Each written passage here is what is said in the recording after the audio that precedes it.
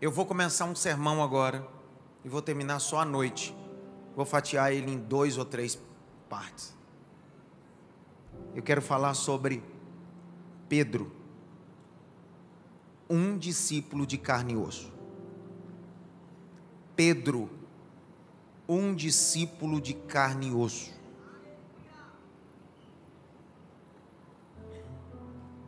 Meu desafio é falar do dia do seu chamado até o dia de Pentecostes. Que Deus me ajude. E se não tiver 12 horas, vai 24, mas a gente fala. Meu texto base que eu vou usar são 2. Primeiro, eu quero te convidar a abrir em Lucas. Eu disse para vocês virem com roupa confortável na ceia. Na ceia sempre a gente usa terno e gravata. Mas eu disse para você, olha aqui, é isso aí, a doutrina.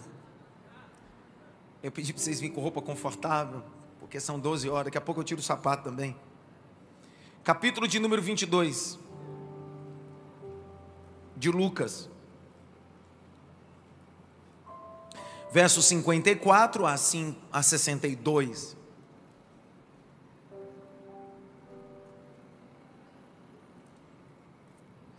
Lê para mim, Jaque. Então, prendendo Jesus, levaram-no e introduziram na casa do sumo sacerdote. Pedro seguia de longe. Quem era o sumo sacerdote? Quem era? Como? Caifás. Marca aqui e vamos para Lucas 3, verso 2. Vamos ver quem era o sumo sacerdote. A casa de quem era? Lê aí. Sendo os sumos sacerdotes Anás e Caifás, a palavra de Deus veio a João, filho de Zacarias. De quem que era? Quem era o sumo sacerdote? Então tem 2.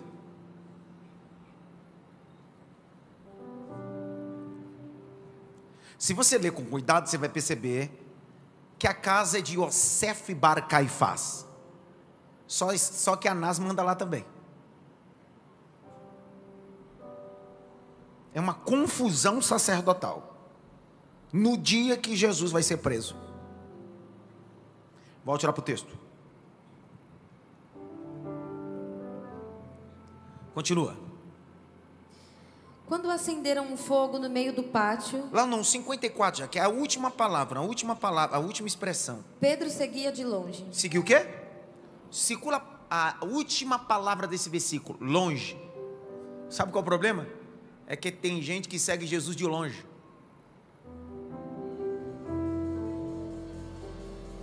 Tem gente que se compromete de longe. Ah, você é cristão? De longe. Você é marido? De longe. Você é esposa? De longe. Deus vai nos convocar essas 12 horas para sair de longe e chegar perto.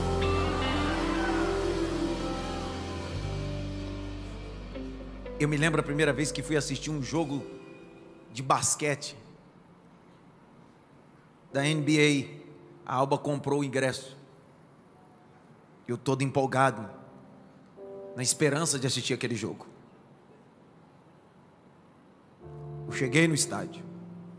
Disse, menino, eu vou ver a bola assim, chega. Eu falo muito bem inglês.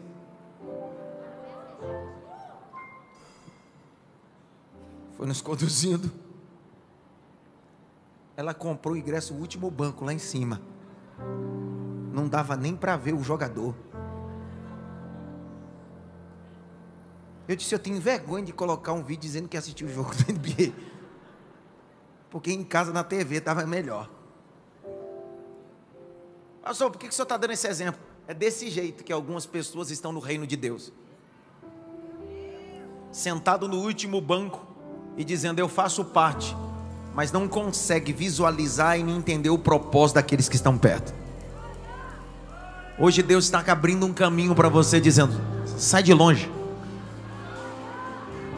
Vem para perto, Jesus quer você pertinho dele. Continua. Quando acenderam um fogo no meio do O pátio, problema está aqui. É que tem gente de longe que ainda tem ambiente de fogo. Mas nem todo fogo é de Deus, tem fogo estranho. Acenderam um fogo, um braseiro. Vai. e se assentaram juntos. Pedro tomou lugar entre eles. Olha. Ele está de longe vendo Jesus, mas o fogo estranho, ele se aproxima. Eu não sei vocês, mas eu tenho uma mania como a de Pedro, de me comprometer com um fogo estranho e ter dificuldade de se aproximar de Jesus. Isso é o meu mal, não sei o seu, porque eu sou carne, eu sou pecador, eu luto contra os meus desejos e minhas vontades, porque minha vontade é ser anjo, mas o máximo que eu sou é um anjo caído, e esse é o problema nosso. A gente quer ser um anjo glorificado, aonde nós nos comportamos como anjos caídos, e ainda bem que Jesus nos justifica pelo seu sangue, porque Ele não veio justificar perfeitos, Ele veio justificar imperfeitos como eu não sei você, mas eu assumo quem eu sou. Porque não é o tanto que você está na igreja, não é o tanto que você lê a Bíblia. Ó, irmão, eu estou em crise. Sabe qual é a crise? Quanto mais eu leio essa Bíblia, mais eu percebo que sou um lixo. Você sabe quantas vezes já li essa Bíblia toda? 14 vezes. Eu estou indo para a 15ª vez lendo a Bíblia toda. Toda vez que eu leio a Bíblia, eu percebo como eu sou um lixo. Alguém que acha que alguma coisa nunca leu a Bíblia. Porque no dia que ele lê essa Bíblia, o texto sagrado, ele vai descobrir: miserável homem que sou. Porque a palavra não revela Deus primeiro, a palavra revela quem eu sou. Miserável, desgraçado, pobre, cego e nu. Ela tem o poder de revelar quem eu sou. Como o Tiago diz que a Bíblia é o espelho, a palavra é espelho. A palavra é o quê? Espelho. Menino, de manhã quando tu acorda e você se olha no espelho, não é fácil não é fácil, porque uma coisa que o espelho fala é a verdade. Pergunta-me por quê? Ele fala tanta verdade que ele mostra para você onde tem ruga, ele mostra para você onde tem mancha, ele mostra para você onde está feia a coisa, e ele fala tanta verdade assim, ó: é verdade que você está assim, mas você pode melhorar. Porque ao mesmo tempo que ele revela a verdade, ele também dá a possibilidade de você melhorar. Isso é o poder da palavra. A palavra revela quem eu somos, mas também dá a possibilidade de melhorar. O poder da mensagem. E eu termino. Nem dá para falar que termina hoje. Oi, 12 horas. Vou pregar, calma. E viu de longe. Ele viu de longe quem? Quem ele viu de longe? Ele viu Jesus de longe, acompanhou Jesus de longe, mas a fogueira está pertinho. A pergunta é: quais são as fogueiras que você tem ficado perto? Ambientes que te aquecem, mas te afastam de Deus. Amizades que te aquecem, mas te afastam de Deus.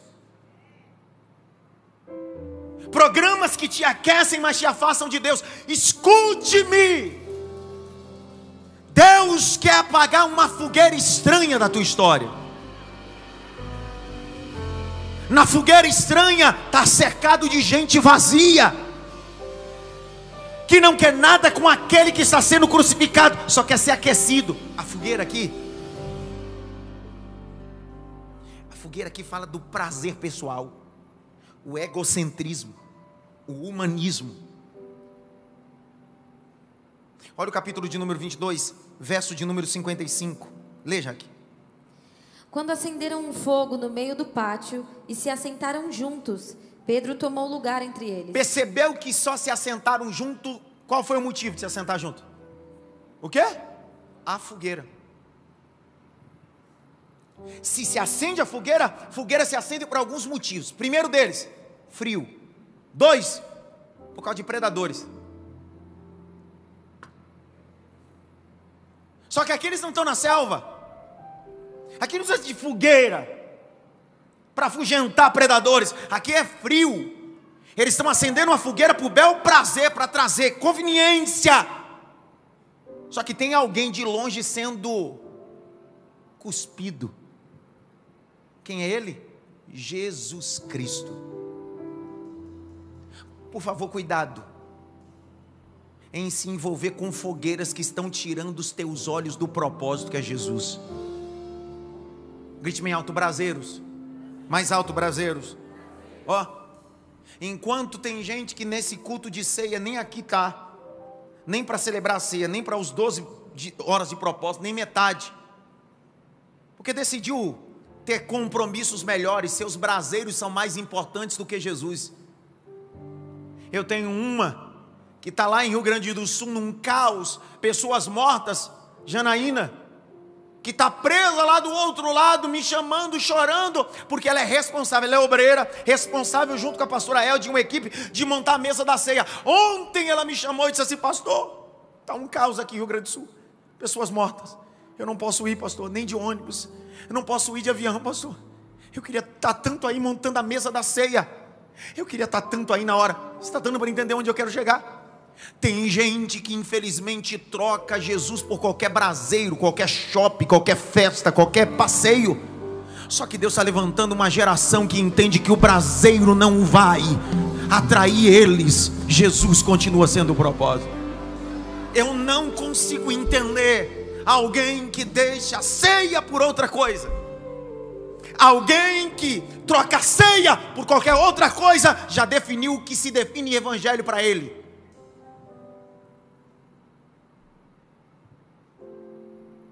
Continua a leitura. Uma empregada, vendo-o sentado perto do fogo, fixou os olhos nele e disse... Grite bem alto. Fixou os olhos nele. E disse o quê? Este também estava com ele. Olha. Estar é condição temporal. Deus não quer discípulos que estão. Deus quer discípulo que é. Eu estou aqui hoje, amanhã estou em outro lugar. Não, chega de estar. Está na hora de ser. Nós precisamos levantar uma mentalidade dos discípulos do Coliseu de Roma. Quando do 2º século em diante, o Coliseu começou a receber cristãos. O Coliseu fica em Roma, suas arquibancadas feitas de mármore branco, polido. 10.000 espectadores se assentavam. Gente era colocado no meio do Coliseu e diziam bem assim: ou você reconhece que o imperador é Deus, ou os leões serão soltos. Alguém gritava, disse: não, o imperador não é rei, tampouco Deus. O meu rei e Deus se chama Jesus Cristo. A fogueira desses homens não estavam do lado de fora, a fogueira desses homens estavam dentro dele. Pergunta que não quer calar. Quando fixaram os olhos nesse camarada, ele estava de longe de Jesus e ele estava seguindo Jesus. Esse é o Pedrão. Continua. Mas Pedro negou, dizendo... Fez o que, pessoal? Você já negou Jesus? Eu já várias vezes. Não, eu nunca neguei. Como não? Pessoal, a ceia não é dia de discurso religioso. A ceia é reconhecer quão fracos somos. Ele nega, grite bem alto, negou. Continua. Mulher, não o conheço. Pouco depois, outro homem, ao ver Pedro, disse: você também é um deles. Mas Pedro disse: homem, eu não sou um deles. Vai. E tendo passado cerca de 1 hora, outro afirmou dizendo: com certeza este também estava com ele, porque também é galileu. Então veja, 3 afirmando que ele estava, que ele era. Não tem jeito, cara. Você não presta nem para desviar. Se tu inventar de ir no bar, é capaz do garçom dizer: pai do senhor, Está aqui, veio evangelizar a gente. Não tem como tu se esconder, tu nasceu para um propósito. Pega na mão de alguém e diz assim: você nasceu para um propósito. Continua. Mas Pedro insistiu: homem, não sei do que você está falando. Olha, desentendido. Vai. E logo, enquanto Pedro ainda falava, o galo cantou. Então o Senhor voltou-se. Que galo é esse? Que galo é esse? Olha para cá. Galácios. A palavra que está escrito aí. Não é galo uma ave. Pelo amor de Deus.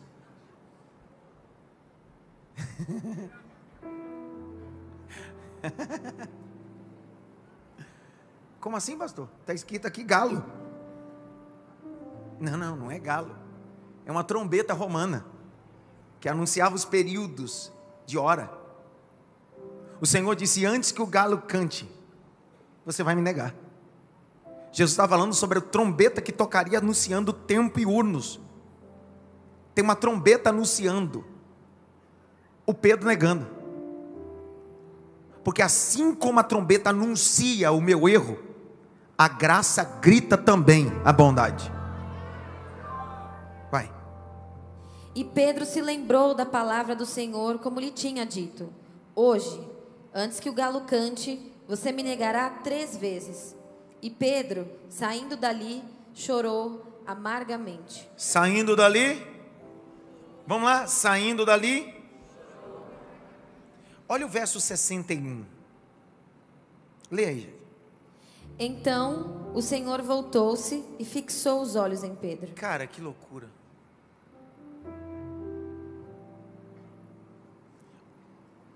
Dá para imaginar Pedro sentado na fogueira? Isso aqui é muito visual para mim.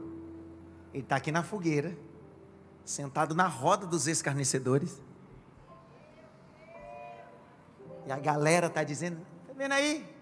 Aí no meio da roda dos escarnecedores tem um fogo aquecendo. Pedro nega uma, nega 2, nega 3, o galo canta.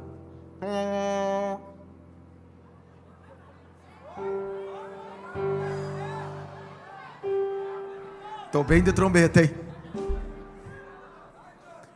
Quando a trombeta toca, Pedro está de longe. Quando ele olha para Jesus, mesmo ele de longe, os olhos de Jesus estão perto dele. Que loucura, irmão. Ele está distante de Jesus, mas quando ele olha para Jesus, olhando para ele e fixando, esse é o pior olhar. Sabe aquele olhar de mãe? Quando está com um filho na casa dos outros, que ela fala só no olhar. Posso pegar, mãe? Pode.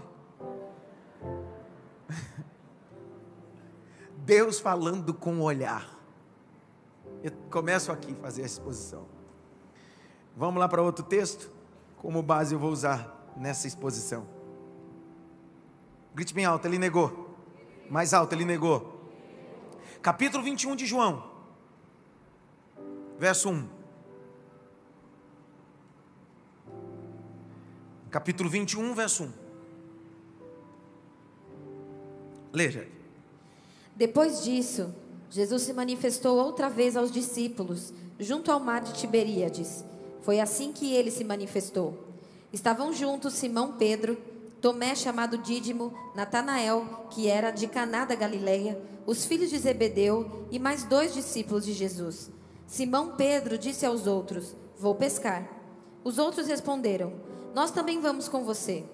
Foram e entraram no barco, mas naquela noite não pegaram nada.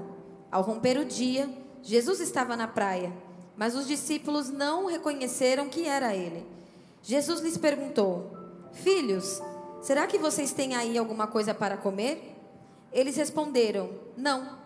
Então Jesus disse: joguem a rede à direita do barco e vocês acharão. Assim fizeram e já não podiam puxar a rede. Tão grande era a quantidade de peixes. E o discípulo a quem Jesus amava disse a Pedro: é o Senhor. Simão Pedro, ouvindo que era o Senhor, cingiu-se com a sua túnica, porque tinha tirado a roupa, e lançou-se ao mar.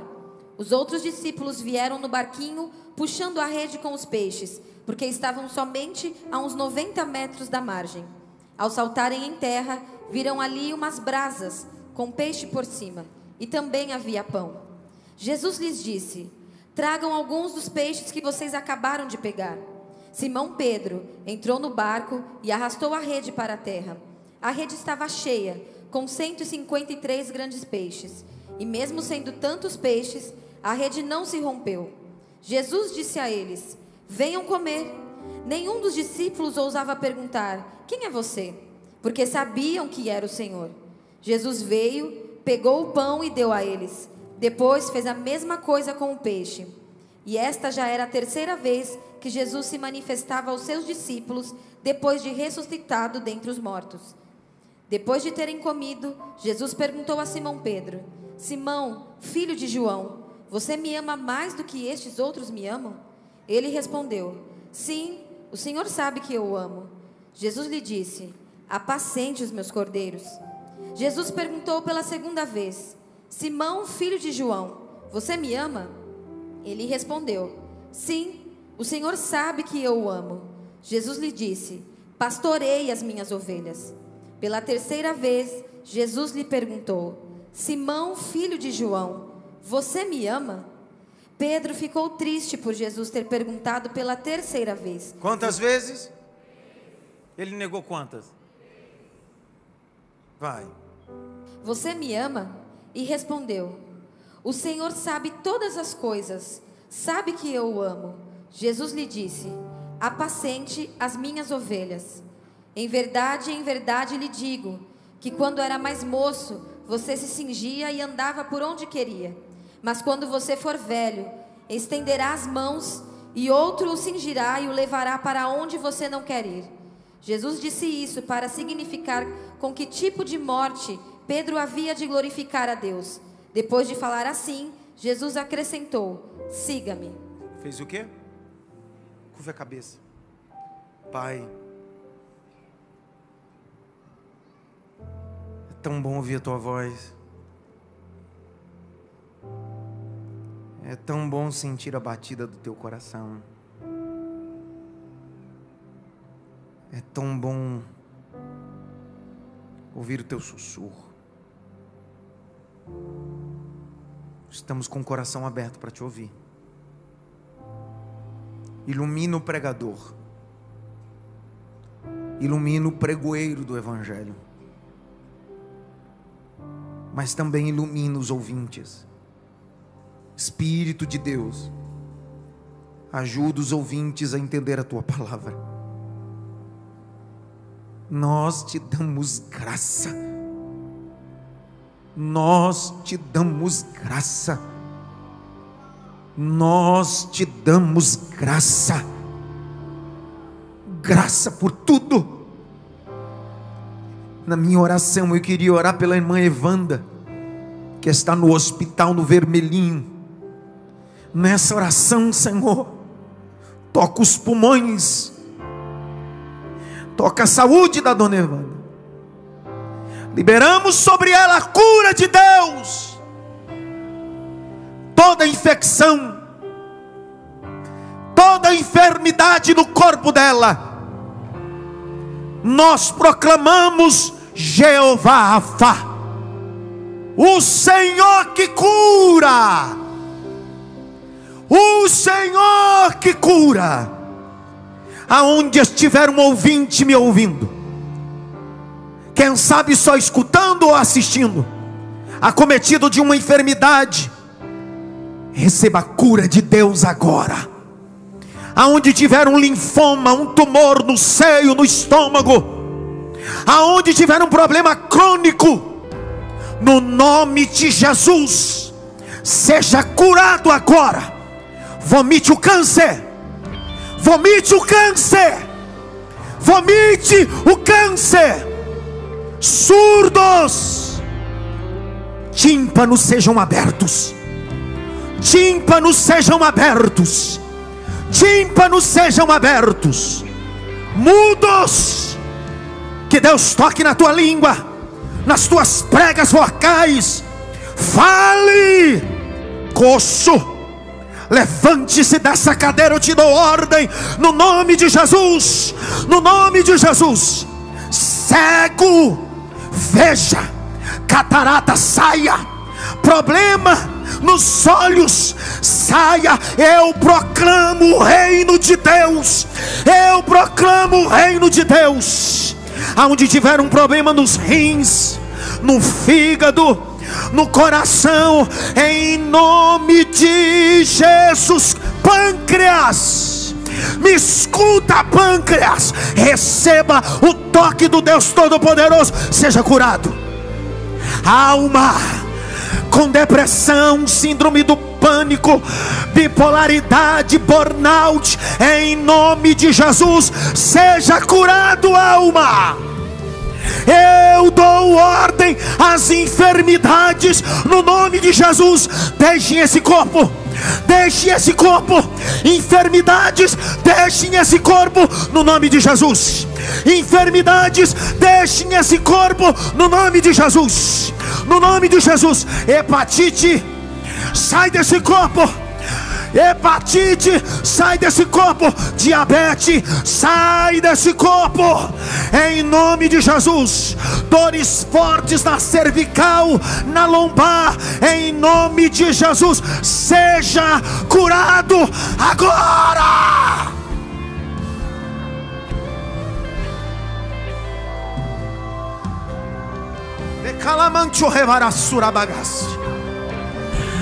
Em nome de Jesus, você que está no templo, ou está em casa, ou vai assistir essa mensagem depois, procure a dor no teu corpo, ela desapareceu. Procure esse nódulo, ele desapareceu. O reino de Deus é proclamado. Jesus disse: em meu nome expulsarão demônios, em meu nome curarão os enfermos. Jesus disse: eu vos dou poder e autoridade em meu nome, disse Jesus.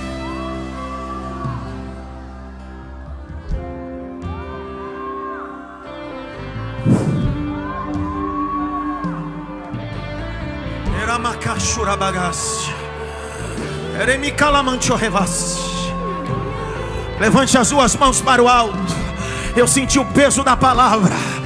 Oh glória, oh glória, oh glória.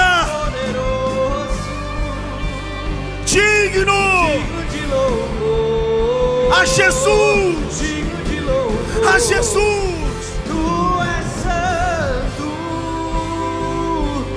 Santo é o Senhor Deus poderoso, digno de louvor, digno de louvor, digno de louvor.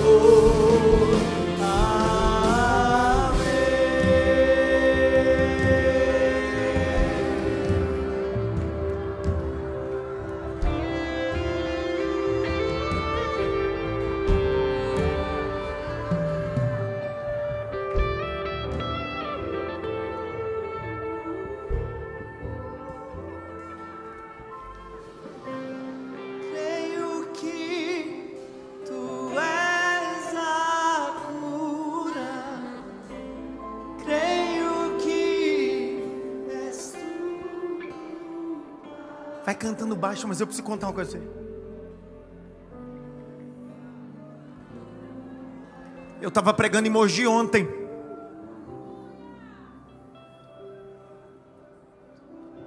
Um pai e uma mãe. A menina tinha 5 anos, descobriram um linfoma no cérebro, nas costas e na bacia.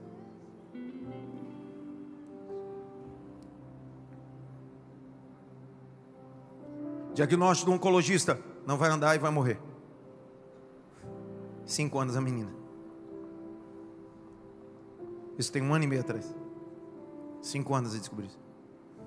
Começou a loucura, o desespero. Igreja, família, que loucura.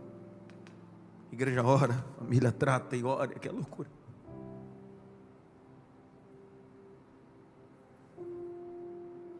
Um dia a mãe está no culto. A menina passou por mais de 50 quimioterapias. 50. uma menina de 5 anos. A mãe está no culto chorando, diante de toda a pressão. A menina debilitada do lado disse: mãe, por que a senhora está chorando, mãe? Mas filha, não, mãe, não é para a senhora chorar. Eu já fui curada. Se a senhora chorar, Jesus não vai me curar. Ela usou até a expressão: vai me descurar. A menina disse para a mãe: Deus vai me descurar. Mãe, não chora, Deus me curou. Passou todos os processos. Eu estava com um casal na mesa comigo ontem. Ivan e Camila estavam lá ouvindo esse testemunho com minha esposa. Eles receberam um telefonema de um médico do HC. Um médico se identificando como médico, dizendo: segunda-feira, às 7 da manhã, estou na porta do hospital, esperando você com a sua filha. Ela não pôde ir. O marido foi, levou a criança para... preciso fazer uma biópsia, fazer isso e aquilo. Vou acompanhar vocês no processo o dia todo. 10 para as 7 da manhã. O médico estava lá, ligou para ela e disse assim: onde vocês estão? Eles achavam que era um trote. Como é que o médico vai ligar, dizer que vai acompanhar todo o processo? Eles estavam lá. O médico deu entrada com ela. Falou: nem precisa abrir a ficha, só me acompanhar.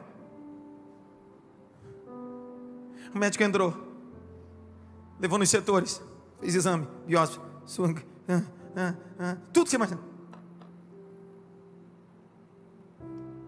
Era 4 da tarde, quando tudo estava finalizado. O médico olhou para o pai, para a menina e disse bem assim: fique tranquila, segunda-feira tem aqui um retorno. Pode vir pegar os seus exames e fazer o último exame, já está tudo liberado. Na segunda-feira, para saber o diagnóstico da criança e fazer o último exame depois de todos os processos. Chegaram na recepção, não tinha ficha da menina.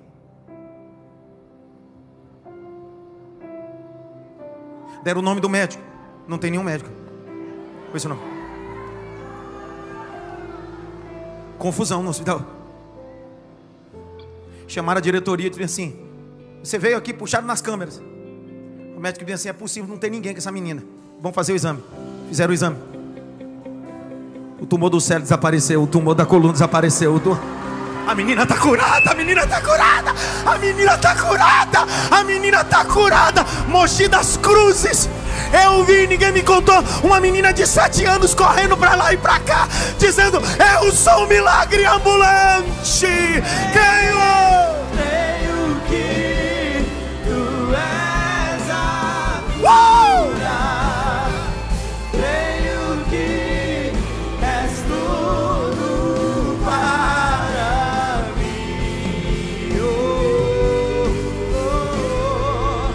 Só igreja.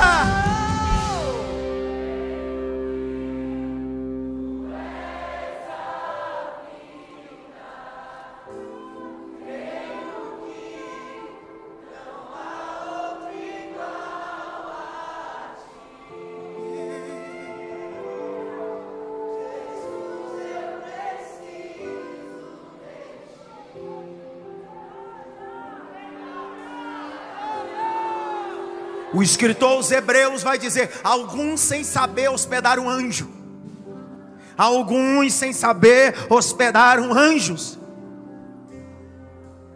Como eu acredito no que prego. Como eu acredito no que prego. Um dia eu estava no culto pregando, e quando acabou o culto, uma senhora me chamou na beirada do culto e disse bem assim: eu sei, e selou a mensagem ali. Eu sei, pastor, que o senhor é mestre. Eu não sei se o senhor crê em dons espirituais. Eu disse: creio. Ela disse: eu vi o Senhor deitado numa maca. Na época eu pesava 160 quilos. Ela disse: eu vejo o senhor deitado numa maca, uma mão abrindo sua barriga e tirando algo de dentro de você. Deus dizendo para mim: você vai emagrecer, mas eu vou tirar uma enfermidade de você. Eu preciso de você sarado e curado para pregar minha palavra. Eu disse: sangue de Jesus tem poder. 15 dias depois eu fui ao meu nutrólogo. Meu nutrólogo disse: Adson, não tem jeito, tu não consegue emagrecer, miserável. vai ter que fazer uma bariátrica. Disse, bora! Comecei a me preparar para a bariátrica. Último exame, colonoscopia. Começou o meu martírio, que poucas pessoas na igreja souberam. Descobriram o nódulo do meu estômago. Começou um caos. E agora? E o médico, Dr. Thomas, que fez a cirurgia, disse, Adson, ainda bem que nós descobrimos nesse procedimento. Porque de uma forma outra, você, diante desse nódulo, você deveria tirar parte do seu estômago. Fique tranquilo. Nós vamos abrir, tirar o nódulo, fazer a biópsia, e você vai ficar zerado. Falei, doutor, mas e aí? Ele disse, calma, está tudo tranquilo. Quando eu voltei, né, amor? A alma sumiu. Quando eu voltei da cirurgia, a primeira preocupação não foi se eu fiquei magro. Tirou, doutor? Tirou tudo. Fez a biópsia? Vai chegar ainda, calma. Depois de alguns dias chegou a biópsia. Benigno. Tranquilo. Pastor, onde o senhor quer chegar nisso? Deus faz as coisas segundo a sua vontade, no mínimo detalhe. Pegue na mão de alguém e diz assim, Deus é caprichoso na sua vida. Deus é caprichoso na sua vida. Deus é caprichoso na sua vida. Deus é caprichoso. Eu celebro a ceia. Já, porque alguns meio-dia precisam ir embora. Então quem precisa ir embora, vai logo, em nome de Jesus. Grite bem alto, eu creio em milagres. Mais alto, eu creio em milagres. Oh, irmão, como eu creio em milagres. Como eu creio em milagres. Minha oração essa manhã foi, Senhor, faz da minha casa um palco de milagres. Faz dessa igreja um palco de milagres. Grite bem alto, eu creio em milagres. Mais alto, eu creio em milagres. Eu creio em milagres. Pedro é um dos personagens bíblicos mais surpreendentes, na minha opinião. Ele nasceu em Betsaida, uma pequena aldeia de pescadores. Ele é irmão de André. João capítulo 1. Quando Jesus se encontrou com André, André levou o seu irmão Pedro a se encontrar com Jesus. Ele é um levado. Ele nasce em Betsaida, mas faz de Cafarnaum a sua moradia. Cafarnaum era um ambiente marítimo. E o local mais importante em Cafarnaum se tornou o local mais importante na perspectiva empresarial de lucratividade para esse Simão Pedro, o mar da Galileia. Cercado pelas montanhas de Golã, 14,21 de comprimento e largura, era esse mar da Galileia, e na verdade nenhum mar era um grande lago. Este homem se tornou não só um pescadorzinho, mas se tornou um grande homem da pesca. Era tão grande que, segundo o texto de João, capítulo 1, ele tinha sociedade com João. Pedro e João eram sócios em uma empresa de pesca que fazia no mar da Galileia. Esse Pedro era conhecido como um homem temperamental, só que um homem decisivo, pronto a seguir Jesus. O primeiro relato dele aparece ali no capítulo 1 de João, quando ele é levado pelo seu irmão a Jesus. Mas só em Lucas capítulo 5, vamos ver Pedro em um chamado específico, detalhado de Jesus a respeito dele. O texto diz que no capítulo 5 de Lucas, Jesus desce ao mar da Galileia. Tem 2 barcos. Jesus escolhe o barco de Pedro para pregar. Faz do barco de Pedro o púlpito. Uma multidão está pronta a ouvir Jesus. Jesus está pregando no barco de Pedro. Segundo o texto de Lucas capítulo 5, Pedro havia pescado toda a noite. Segundo Marcos, que é o mesmo relato, diz que ele pescou toda a noite, e naquela manhã, enquanto Jesus fazia do barco dele o púlpito, Pedro estava lavando as redes e consertando as redes. Mesmo tendo trabalhado toda a noite, mesmo estando cansado, Pedro estava se preparando para a próxima pesca. Mesmo trabalhando toda a noite, mesmo cansado, mesmo não tendo pegado nada, ele tinha motivo de dizer: vou para casa e depois arrumo.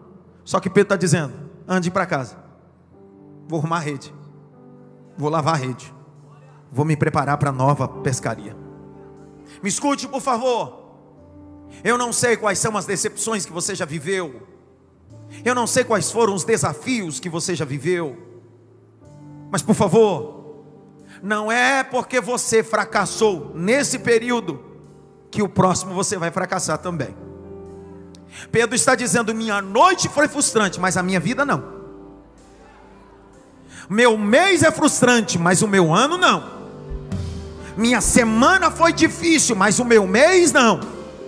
Pedro está dizendo: essa noite eu não peguei nada, mas eu estou me preparando. A próxima noite vou pegar muito. Próxima noite eu vou viver o que eu não vivi na anterior. Estou liberando essa palavra. O que os teus olhos não viram, Douglas, o que o teu ouvido não ouviu, o que não subiu ao coração, é o que Deus tem reservado para você, Karine. Pega esta palavra. Deus está dizendo: enquanto você não pegou nada essa noite, lave a rede, conserte a rede, porque Deus está preparando uma plataforma de milagre para você. Liberei essa palavra. Quem quer pega, quem não quer não pega. Deus está dizendo: se prepare. O ano de 2024 haverá uma pesca estrondosa de Deus na sua vida. Só que Pedro está me ensinando. Pedro está me ensinando que a pesca grandiosa que estamos a viver não depende só de Deus, depende de mim. É eu que lavo minha rede, é eu que conserto minha rede. Pedro, esse personagem bíblico, o seu início começa mandando mensagem: só quem se prepara vive pescas extraordinárias. Milagres é um ambiente para os preparados. Os despreparados nunca vão acessar o ambiente do milagre. Despreparados vivem dizendo: daria a vida, mas nunca faz nada. Os preparados dizem: eu invisto hoje para viver amanhã. Escute-me o que eu estou dizendo. Essa pós-graduação que você está fazendo, esse curso do MBA, essas qualificações e essas graduações, não é perca de tempo, é investimento. Tem gente que está olhando para você assim: isso não vai dar nada. Você está lavando rede, está consertando rede, e logo, logo Deus vai levar para um propósito com excelência. Pedro estava lavando. Pedro está lavando rede e consertando rede. Lucas capítulo 5, oh glória. Pega na mão de alguém e diz assim: conserte rede, lave rede. Aleluia, selou essa palavra. Conserte rede, lave rede. Conserte rede, lave rede. Lucas capítulo 5 é o primeiro contato desse Pedro de uma forma impactante. Porque João capítulo 1, ele é só levado. É a transição entre o ministério de João Batista e o ministério de Jesus. Ministério da lei e ministério da graça. Só que Lucas 5 agora ele vai ter um impacto dentro do barco dele. Enquanto Jesus está fazendo do barco dele um púlpito, Jesus está fazendo do coração de Pedro terra fértil. Jesus está ensinando a multidão, mas Pedro está aqui. Jesus prega para cá, mas Pedro está ouvindo também. Jesus está falando para a multidão, mas Pedro está ouvindo. Enquanto está lavando rede, enquanto está consertando rede, Pedro está ouvindo a mensagem. Quando Jesus termina a homilia, termina o sermão, guisa introdutória, pregação, desenvolveu os pontos, finalizou. Todo mundo, ei! Jesus olha para Pedro e diz assim: com você o sermão continua.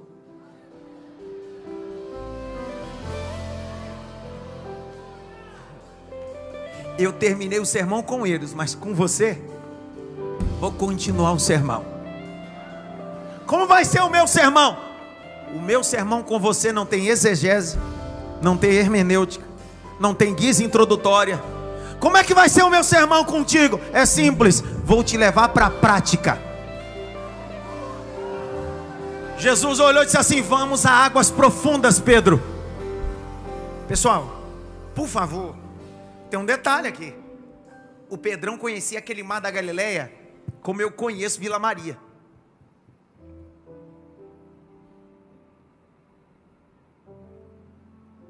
Eu estou nesse bairro há 18 anos, então conheço o bairro. Pedro, menino, Pedro conhecia cada canto do mar da Galileia, aonde os cardumes de peixe ficavam. Ele sabia o horário. Ele sabia que quando a lua cheia batia sobre a planície do mar da Galileia, os cardumes subiam para a superfície. Ele conhecia aquele lugar. Por isso que ele não estava pescando durante o dia, ele estava pescando durante a noite. Porque é à noite que os cardumes de peixe vão para a superfície. Ele sabe que durante o dia o sol bate e os cardumes vão para a profundeza.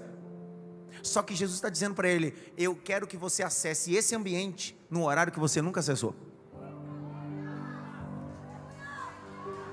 Enquanto todo mundo está em casa descansando, você vai trabalhar quando ninguém trabalha. Vou te levar para um ambiente que você diz que conhece, mas só conhece do seu jeito, do seu horário e no seu tempo. Vou te mostrar que existe uma nova porta dentro de outra porta. Vou mostrar para você, ô Pedro, que você não precisa mudar de mar para viver um milagre. Você não precisa mudar de território para viver um milagre. É só mudar de horário e mudar de propósito. Eu sou Deus dos peixes da noite e Deus dos peixes dos dias. Eu sou Deus de qualquer momento e qualquer hora. Para com essa conversa fiada que as pessoas dizem só acontece em tal horário, só em tal jeito, só em tal modo. Você não vive por vista, você vive por fé. Eu tenho 2 agências que cuidam da rede social minha. Aí eles dizem para mim assim: pastor, precisa postar o seu negócio tal horário. Quem manda a minha rede social sou eu. Eu posto a hora que eu quiser. Não, é porque todo mundo, eu não sou todo mundo. Eu não sou todo mundo. Ah, dá licença. Não, pastor, mas os gráficos, eu sei, os gráficos também diziam que os peixes só vinham durante a noite. Não, mas o engajamento da sua rede social, eu sei o gráfico, mas eu não estou debaixo de gráfico, eu estou debaixo de propósito. Ah, dá licença. Sai fora, mano. Dá uma olhadinha pelo menos para 3 assim: quem manda na Galileia é Jesus.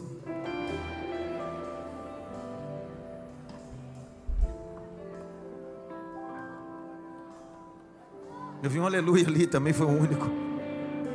Pastor, o senhor está querendo dizer que tem que desqualificar uma boa assessoria? Não é isso. Só que tem dia que peixe não dá à noite, mas vai dar durante o dia, quebrando todos os protocolos.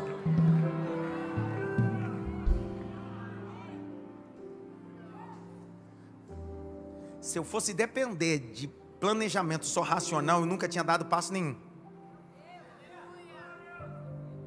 E o que Deus está vitaminando no coração de Pedro é: não tem problema planejar, mas eu estou te chamando para um ambiente de fé. Meu Deus, não pegaram essa palavra. Quando chegarem águas profundas, águas o quê? Entendeu o detalhe? Os cardumes durante o dia vão para a profundeza por causa do sol. Deus está dizendo nas entrelinhas: Pedrão, sabe o mar da... Quem foi comigo para Israel aqui? Quem foi? Israel está ali. Quem foi para Israel sabe do que eu estou falando. Durante o dia, o sol bate com força. Os cardumes estão lá na profundeza. Cunho proposital, Jesus está dizendo: ei, está vendo aqui? Aqui é o local onde os peixes estão. Só que tua rede não alcança.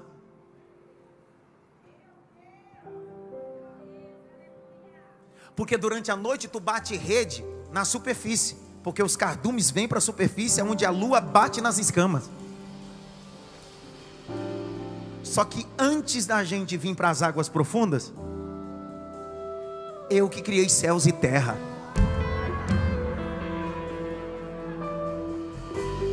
Um Deus que diz águas produza peixes, será que Ele não vai dizer para um bando de peixinhos no mar da Galileia, dizendo: sobe, sobe, sobe, sobe. Eu vou falar até uma hora que você decolar: sobe, sobe, sobe. Mas não é hora. Quem disse que eu preciso de hora? Eu abro porta a hora que eu quero, eu faço como eu quero. Eu senti Deus na ponta da minha língua liberar uma palavra. Deus está abrindo portas de empregos grandiosas. Deus está abrindo oportunidade para gentes aqui. Deus está dizendo: vou fazer os cardumes subirem para a superfície. Vou fazer os cardumes subirem. Pega a mão. Vou fazer os cardumes subirem para...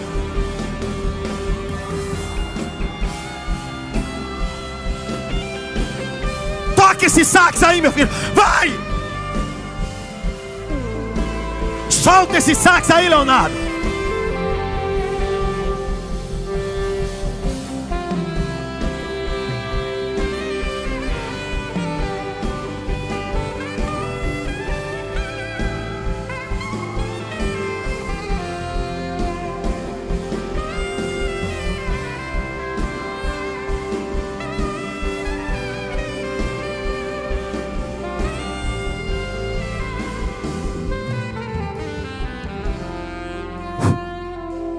Posso fazer uma pergunta? É uma pergunta. É uma pergunta.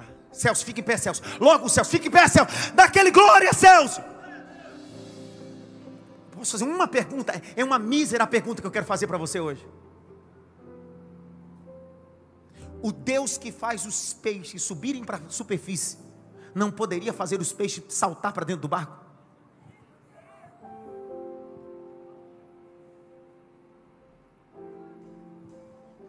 Não é o mesmo Deus que fez o maná cair do céu? Por que Ele não faz os peixes saltarem do mar e cair dentro do barco? Deus está dizendo: Pedro, o que eu estou fazendo agora é pedagógico. Vou te fazer um pescador de homens. E pescador de homem não pode esperar peixe cair dentro do seu barco. Ele precisa lançar a rede e se envolver com propósito. Pedro, eu poderia fazer os peixes saltar dentro do seu barco, mas eu quero te convidar a se envolver com milagre. Eu estou te convidando a se envolver com milagre. Pedro pega a tarrafa, pega a rede, joga. Quando ele joga, ele percebe que a rede está pesada. E não está pesada de galho, não está pesada de tranqueira. Ele começa a perceber que a rede começa a se mexer. E Pedro trabalhou a noite toda, estava amanhã lavando a rede, secando a rede, arrumando a rede. Ele está cansado, mas Deus está dizendo: puxa, Pedro, puxa, Pedro, puxa, Pedro, puxa, Pedro. Eu sei que você está cansado, mas puxa, porque hoje eu estou renovando as tuas forças. Haverá milagre, Pedro.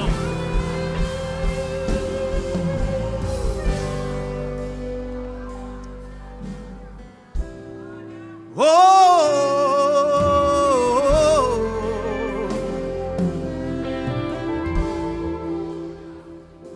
Vai puxando. Lucas capítulo 5, ele vai puxando. Quando ele vai puxando, Jesus está no barco dele. O texto diz que o barco quase ia a pique, afundar. Só que o outro barco está junto. Pedro faz um sinal. Ele entrou no meu barco. Eu lancei a rede. O milagre era para o meu barco, mas ele me deu tanto que tem peixe para mim, tem peixe para você. Até quem não pescou, até quem não acreditou, vai desfrutar daquilo que Deus vai fazer do teu barco. Pegou ali, pegou, não tem jeito. Pegou, eu só prego pra gente que tem fé. Quem não tem fé não pega essa palavra. Escuta, tem gente, parente, amigo que vai desfrutar daquilo que Deus vai fazer na sua vida e na sua história. vitória, aleluia.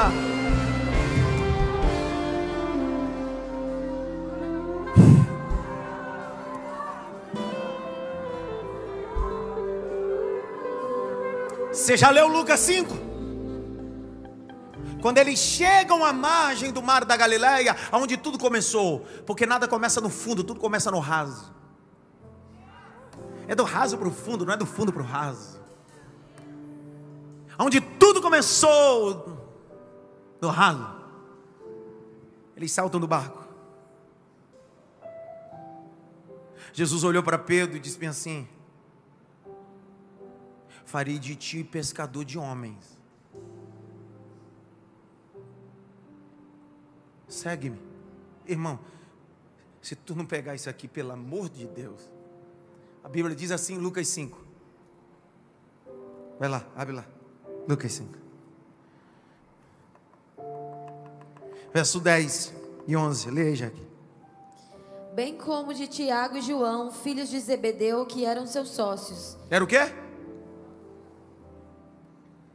Será que Deus chamou um peba? Pedro tinha o quê? Menina. Você acha que ele era um pescadorzinho igual alguns aí? Que vai no pesca e pague? Não, menino. Igual o presbítero Renato que pega lá. Não, é desse. Olha pra cá nos meus olhos. O cara tinha sócio. O cara é empresário. Ele tinha o que perder. Leia já que você vê. Então Jesus disse a Simão. Disse o que ao empresário? Não tenha medo. Não, ó, Jesus disse ao empresário. Não fique com medo não. Não fique com medo. Porque a melhor proposta vai vir agora. Jesus está preparando ele. Não fique com medo. Eu sou maior do que esses peixes. Eu sou maior do que esse mar da Galileia. Eu sou maior do que essa rede. Eu sou maior do que esse barco. Olha a proposta.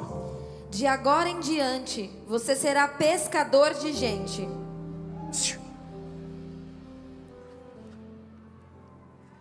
Pergunta que não quer calar.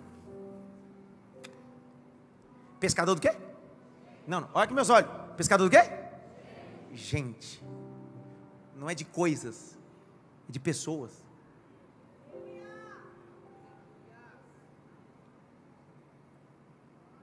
Deus está dizendo: a partir de agora você vai cuidar de pessoas.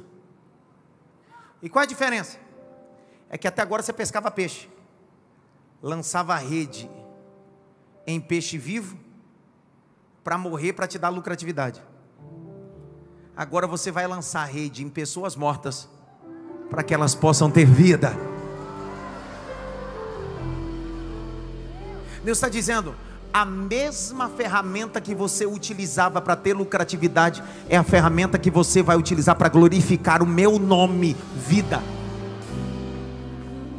Continua, Jaque. E arrastando eles, os barcos, para a praia, deixando tudo. Para. Deixou o quê? Você sabe qual é o problema meu e seu? Eu não sei de você, mas eu posso falar de mim. Eu tenho dificuldade de largar tudo. Eu sei que você não, mas eu tenho. Porque a gente quer seguir Jesus e a gente quer ter reserva. E evangelho é sem reserva. O que era tudo para esse camarada? Ele era um pescador pebinha, não era? Sim ou não? Era sócio, o cara tinha... Ele tinha barco, tinha rede, tinha funcionário. Aí a Bíblia diz que ele largou e fez o quê? Seguiu quem? Seguiu quem? É assim que começa a vida ministerial de Pedro. Largando tudo. Pastor, quer dizer que essa noite Deus está dizendo para mim largar tudo e seguir Ele? Não é para você largar a sua empresa e seguir Jesus, não. É para você deixar de tratar a sua empresa como seu Deus. Não, Deus não está dizendo para você largar seu emprego. É para você parar de depender do seu emprego, achando que seu emprego é o Deus da sua história. Porque você acha que sem isso você não é nada. E Deus está dizendo: você sem peixe tem tudo, que sou eu. Você sem barco tem tudo que sou eu. Sabe o que Deus está falando para Pedro? Pedro, esse barco pode afundar, essa rede pode estragar, esse mar pode secar, mas eu sou o mesmo ontem, hoje e eternamente. Pega na mão de alguém e diz assim: larga tudo. Eu vi um glória lá no fundo, Zé Rubens. Deus não está falando para você largar de forma literal os seus negócios, os seus sonhos. Deus está dizendo: aprenda a administrar. Em primeiro lugar não são os seus negócios, em primeiro lugar não é o que é seu, em primeiro lugar é o Senhor Deus Todo-Poderoso.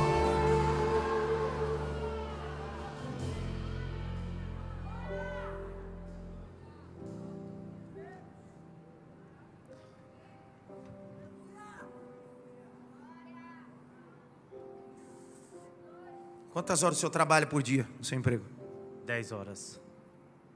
Semanalmente? 44. 44. Quantas horas dá o culto de terça-feira? 2h30. Das 8 às 10h30. Quantas horas dura o culto de oração da quinta-feira? 1h30. Já deu quantas? 4. Não é isso? Sim ou não? No domingo você escolhe um horário para cultuar, de manhã ou à noite. Se você vir de manhã, o culto é mais curto, dura 2 horas. Se você... Deu quanto? A primeira? 4. Com mais 2, 6. Se tu vir na noite, é 30 minutos a mais. Por isso tem gente que nem vem à noite. Se tu vir à noite, já deu 6h30. Fez o cálculo aí? Deu 8h30. Fez o cálculo? 8 horas. Quantas horas o seu trabalho? 10 horas. Num dia. Ele trabalha 10. Se for colocar com um translado de ida e volta, quanto que dá mais?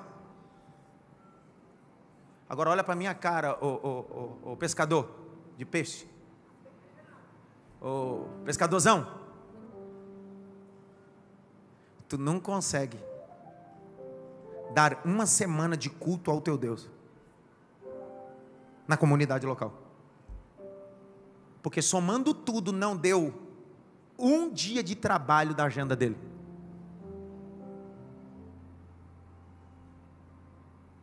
Acabou, glória.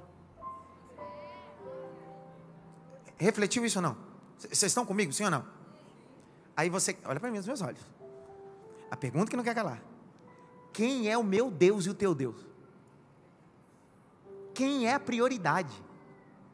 Porque o pior de tudo, tem gente que está aqui comigo, que está me olhando, que só abre a Bíblia na igreja, não tem tempo de devocional, não lê a Bíblia e não ora. Aí é pior ainda, porque um indivíduo não tem vida com Deus, não tem oração, não lê a Bíblia, e ele só tem 8h30 na semana, e ele não consegue entregar nem 8h30, ele diz: é muito tempo na igreja. Irmão, terça, quinta e domingo, são 7 dias na semana. Se em 4 dias na semana tu não consegue ir no mercado, ficar com os teus filhos, a culpa não é da igreja, é você que não sabe gerenciar teu tempo. Mas você marca as coisas no dia de culto. Dá glória agora, Pedro. Pega na mão de pelo menos 3 assim: prazer, Pedro.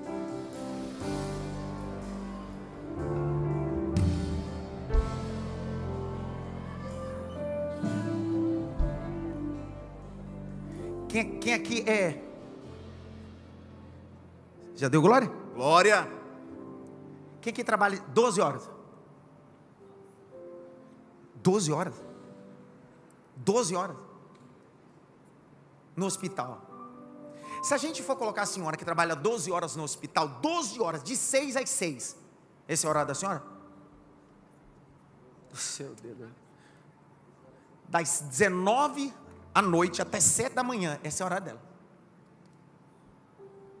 Veja absurdo. Você não deu um glória até agora, estou de olho em você, viu, marido? Você imagina ela, plantonista, trabalha das 7 da noite às 7 da manhã. Aí um belo dia, a igreja diz assim: irmão, vamos fazer uma vigília. Aí ela diz: mas no dia da minha folga? A pergunta que não quer calar: quem é o Deus dela? O trabalho ou Deus Todo-Poderoso? A pergunta é: por que ela não vem? Porque ela não vai receber. Eu sei que você vem, eu só estou dando um exemplo. São nessas horas que revelam o meu coração diante de Deus. Aonde está esse tudo?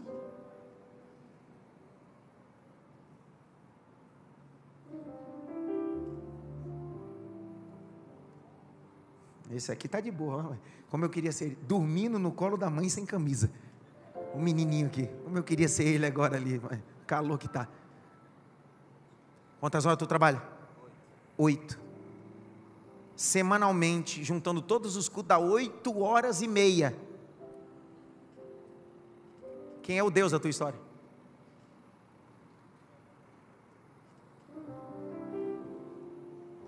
Você sabe que porque para alguns 12 horas aqui é complicado? A moça que trabalha na área da saúde, a senhora é enfermeira? É enfermeira ou médica? O que a senhora é? Fique em pé! A senhora fica 12 horas atendendo, faz medicina durante o dia e trabalha à noite. Se a senhora não ficar 12 horas aqui hoje, eu pego a senhora, viu? Pode sentar. Ei, por que para alguns 12 horas de culto? Como é que eu vou ficar 12 horas no culto? Tu não fica 12 horas no teu trabalho? Não fica 8 horas no teu trabalho? Mas como é que eu vou ficar todas essas horas sem meu celular? Tu trabalha com celular, miserável? Esse é o problema nosso. Deus está nos convocando dizendo: Pedro, larga tudo. Larga tudo, Pedro. Eu fui pregar em Aquidauana, em Newark. Fica em Mato Grosso do Sul, em terrenos indígenas.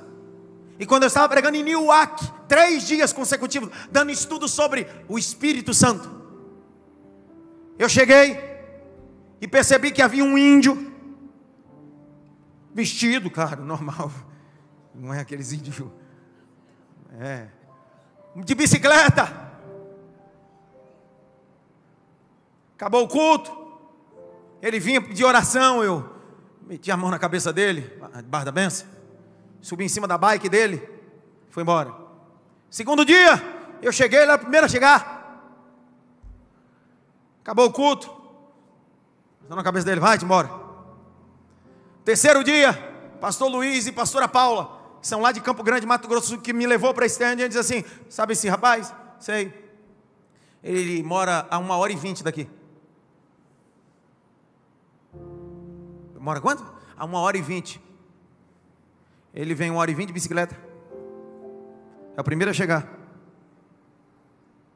Acaba o culto, tu mete a mão na cabeça dele, abençoa ele, ele anda mais 1h20 para voltar. Essa pessoa tem sede da palavra. Eu estava pregando em Orlando, e quando eu estou indo para ministrar, eu recebo uma mensagem no meu direct. Um maluco, grite bem alto, um maluco pegou a família, ele, a esposa e 2 meninos. 2 meninos, Alba? 3 meninos. Porque crente não tem família, tem tribo. 3 meninos. Ele pôs no carro, e veio de Atlanta, para a Flórida, onde eu estava. 10 horas para ouvir uma palavra.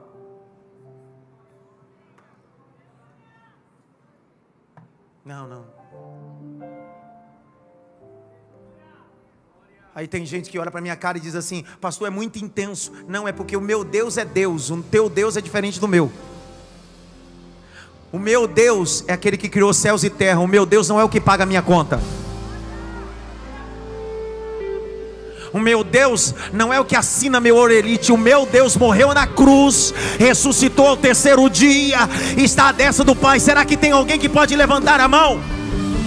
O mais alto que você pode aqui: Jesus Cristo é Deus.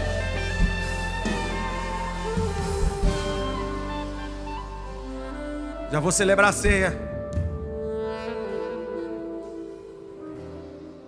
Quem é teu Deus? Deus está dizendo para você deixar de investir. Deus está dizendo para você deixar seu emprego. Deus está dizendo para você deixar de ser empresário ou estudar. Não, Thalia, faz medicina durante o dia, trabalha 12 horas. Poderia estar onde agora? Em casa, roncando, ou metendo o miguezinho do culto online. Estou no online. Você do online também, Deus vai te pegar. Nem só de online viverá o homem. Tem gente que está no online porque não pode estar no culto. Mas tem uns que... Outro dia, alguém me marcou no culto online. Olha a foto. Eu mandei no direct. Demônio. Olha a foto do culto online. A TV, eu pregando na foto. A Bíblia na mesinha de centro. Um balde de pipoca e Coca-Cola. Eu disse, isso aí não é culto online não, isso é série, Netflix. A gente confundiu. Qual é o problema do culto online? Não tem problema o culto online. O problema é quem assiste o culto online. Tem problema dinheiro? Tem problema quem não sabe usar dinheiro. Tem problema com a faca? Tem problema quem não sabe usar a faca. O culto online é uma bênção. Só que alguns deixaram de fazer culto em casa e aproveitar a tecnologia e começou a fazer do culto online entretenimento e bater cartão, só para dizer. Tem gente que nem cultua de verdade. Entra, bate uma foto, culto online. Enquanto o culto está pegando, está no celular. No culto aqui você fica assim? No culto aqui você come pipoca? No culto aqui você toma Coca-Cola? Então, já que você está no culto online, presta um culto decente, de honra e louvor ao Deus Todo-Poderoso.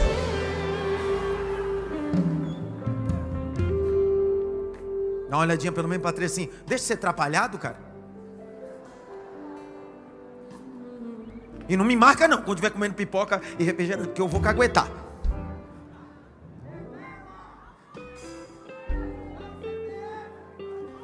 Se Deus me der um nome, eu vou revelar você aqui agora. Tira o sapato também, você. Quem é teu Deus? Será? Eu celebro a ceia e a gente vai continuar adorando, lendo a Bíblia. Eu vou continuar essa mensagem na parte da tarde, terminar a parte da noite. Vamos chegar até onde der.